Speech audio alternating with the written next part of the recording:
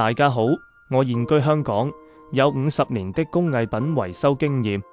今天我想與大家分享一些我的修復圖片，包括古玩、瓷器、銅器、木器、竹器、玉器、唐三彩、佛像、家居等等，請大家慢慢觀看。